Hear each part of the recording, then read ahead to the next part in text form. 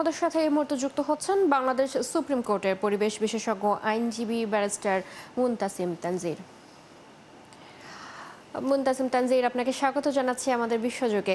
শুরুতেই যে প্রশ্নটি জানতে চাচ্ছিলাম যে আইসিজেতে যে রায় হলো সেটি কতটা প্রভাবশালী হতে পারে বলে আপনি মনে করছেন? ধনী দেশগুলো আসলেই জবাবদিহিতার আওতায় আনা সম্ভব হবে কিনা? ধন্যবাদ আপনাকে আমাকে কথা বলার সুযোগ দেওয়ার জন্য।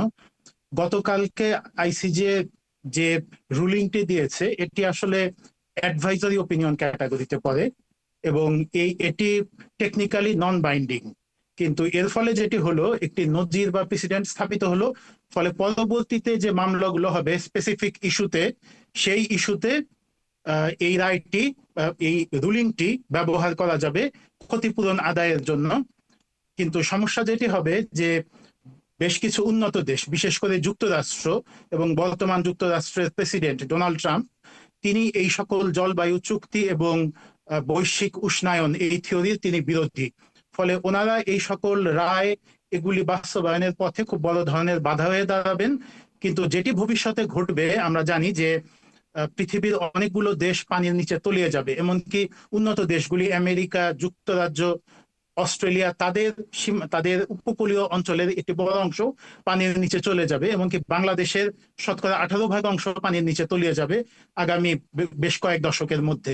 ফলে এই এই ঘটনাগুলি যখন ঘটতে থাকবে আগামী কয়েক বছরে বা কয়েক দশকে, তখন বাধ্য হয়েই পৃথিবীর সব দেশ এই চুক্তি মানতে বাধ্য হবে। কিন্তু যেটি ঘটলো এটি একটি এক্সপার্ট ওপিনিয়ন, অ্যাডভাইজারি ওপিনিয়ন, 133 পেজের, যেটি আদালত দিয়েছেন। এটি অ্যাডভাইজারি ওপিনিয়ন ক্যাটাগরিতে পড়ে। ফলে ভবিষ্যতে মামলা করে ক্ষতিপূরণ আদায় এবং ফসিল ফুয়েল বা জ্বালানি জৈব সেটির মাত্রাধিক ব্যবহার, যার ফলে গ্লোবাল ওয়ার্মিং ত্বরান্বিত হচ্ছে, সেটি বন্ধ করে রিনিউয়েবল এনার্জি যেমন উইন্ড পাওয়ার, সোলার পাওয়ার, এই সকল জিনিস ব্যবহারের ক্ষেত্রে আরো উদ্যোগ নেওয়া হবে। কারণ এখানে ক্ষতিপূরণ আদায়, রাষ্ট্রীয়ভাবে ক্ষতিপূরণ আদায়ের একটি বিষয় এখানে রাখা হয়েছে।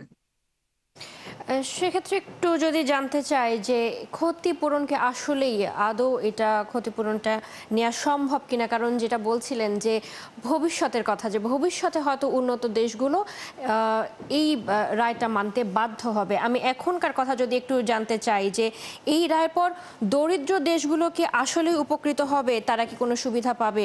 বা আপনার উত্তরটা থেকে যদি একটু প্রশ্ন করতে চাই যে ক্ষতিপূরণ নিয়ে আসলে দরিদ্র দেশগুলোর লাভটা কতটুকু হবে?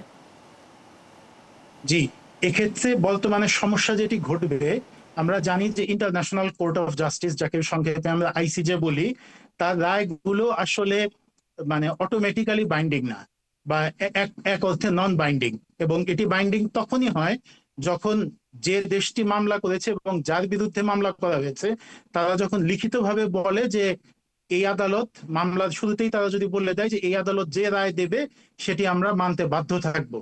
ফলে এক্ষেত্রে আসলে কেউ যদি এই রায় মানতে না চায়, যেমন যুক্তরাষ্ট্র যদি এই মুহূর্তে রায় মানতে না চায় সেক্ষেত্রে, এবং লিখিতভাবে সেটি না দেয়, সেক্ষেত্রে তারা কোনো রায় মানতে বাধ্য থাকবে না। কিন্তু অনেকগুলো দেশই আছে যারা, এবং সেই সকল দেশের যারা উন্নত চিন্তার নেতৃবৃন্দ আছেন, তারা এই সকল রায় তাদের নিজেদের দায়িত্ববোধ এবং আইনি কাঠামোর মধ্যে তারা দিতে বাধ্য। যেমন আমরা কিন্তু জানি যে European court of human rights একটি আছে। তো এরকম বেশ কিছু আদালত আছে যারা আবার আইসিজে রায় এনফোর্স করার ক্ষেত্রে ওনারা সহায়ক ভূমিকা রেখে থাকেন। জি, সেক্ষেত্রে আইসিজের এই অ্যাডভাইজারি ওপিনিয়ন এটি তাদের মাধ্যমে রায় বলবৎকরণের ক্ষেত্রে ভূমিকা রাখবে। জি। মুনতাসিম তানজির, আপনাকে ধন্যবাদ আমাদের সাথে আজকের বিশ্বযোগে যুক্ত হওয়ার জন্য।